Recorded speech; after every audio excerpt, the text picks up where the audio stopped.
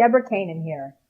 Welcome to your free eCourse, 3 Steps to Feel Better Now. You know, one of the things that's very, very important to realize is that we get into these situations not because there's something wrong with us, not because we're at fault. I mean, think of the last time when you were in school, you were actually taught, oh, this is how you deal with your emotions. This is 3 ways to deal with fear. And if you feel anger, this is how to make it work for you. This is how you prioritize things in your life. This is how you take care of yourself. How about you matter? So this course is about learning to take care of you. How do you deal with your emotions? How do you stay optimistic? How do you stay positive? How do you prioritize? How do you take care of yourself? How do you fill your own cup so there's plenty to give to other people? Because if you go around and you drain yourself and empty out your cup, you're not being able to give your best self. So really, taking care of yourself is about being your best self. Change for human beings is not an easy thing. We all resist change. And developing new habits takes time, and it takes a level of commitment, even if it's for your own good. So let me go ahead and just spend a minute on telling you why you would want to do the exercises, why you would want to make these changes. Because we all want to live happier, more balanced, more fulfilling and joyful lives. And I hope I can include you in that group that wants that for themselves. So as a stress management and wellness expert, my job is to help you break that chronic stress cycle so that you can be more present and balanced and harmonious with your life. And the really cool thing is that you're going to be able to find that place in yourself that I call the sweet spot. So just for a minute, close your eyes and remember a time when you were on top of your game, when you felt completely in control. Things came easy, life was fun. You got that? That's what I call the sweet spot. And so our goal here is to help you find that sweet spot. If I can get you to stay in that sweet spot even 20% more of the time, would that make a difference in your life? Would that be worth investing the time that it's going to take to make these changes in your life? The other thing that's really, really vital to understand is that stress literally hijacks your brain. It takes all the focus back to the reptilian brain.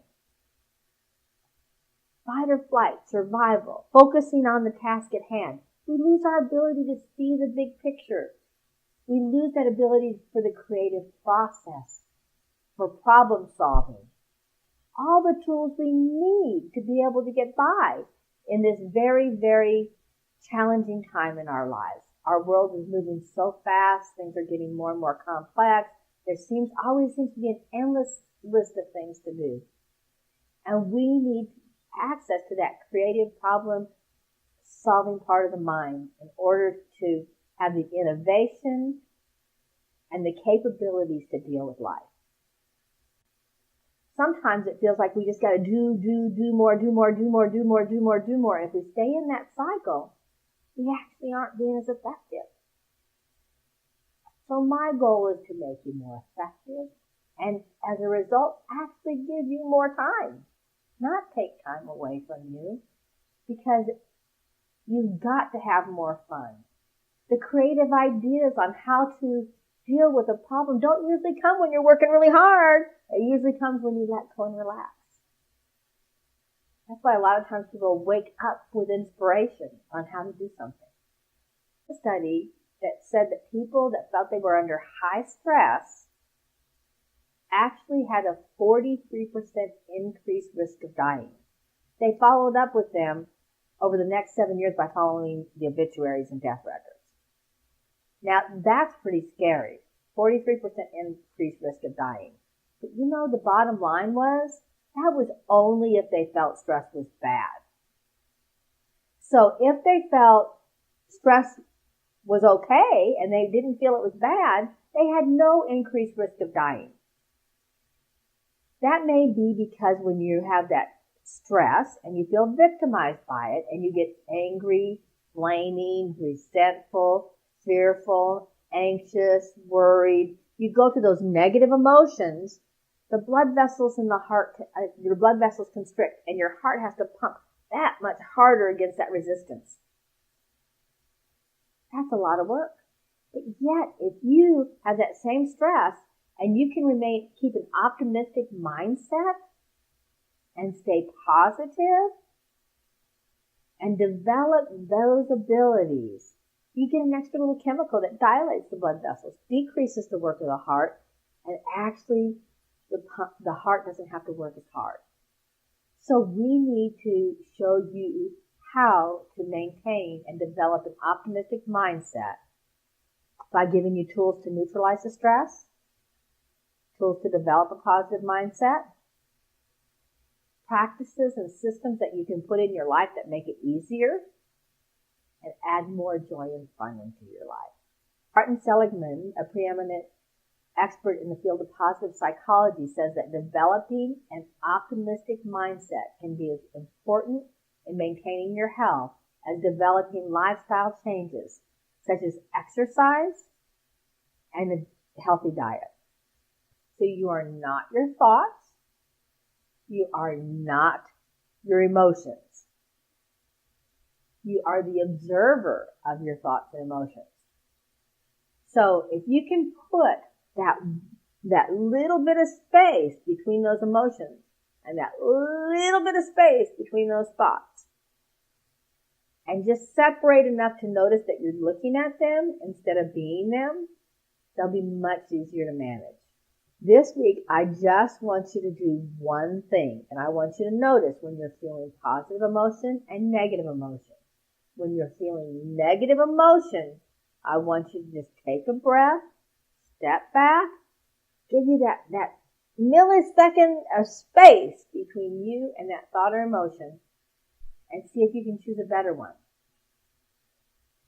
Ask yourself if you're being right about something, and then say, is it worth my health and happiness? Now, I noticed when I first started paying attention to my thoughts, I had no idea how many really negative thoughts that we have in a day. And so, you just have to notice it. And I used to have to say to my mind, thank you for sharing. Thank you for sharing. I don't have to believe that thought anymore. I can just thank my mind for sharing. And then I can choose a different way to look at it. Well, thank you for sharing, but I choose this, Oh my God, I have this pain. Maybe I'm getting sick. Well, no. I choose to be healthy. I mean, it's amazing how fast the thoughts can just take you down the rabbit hole. What's your homework for the next week? Okay, that's right. Go ahead and pay attention to your thoughts and your emotions. How often you actually have positive thoughts and emotions, and how often you have negative thoughts and emotions. And if you have a negative thought that's producing a negative feeling, see if you can either change that thought by picking a new one. If you can't pick a new one, then say, is there something I'm being right about, and is it worth my health and happiness? But we still have several more episodes in this series, and if you'll just stay with me and continue to do the exercises, by the end of this 4 weeks, you should notice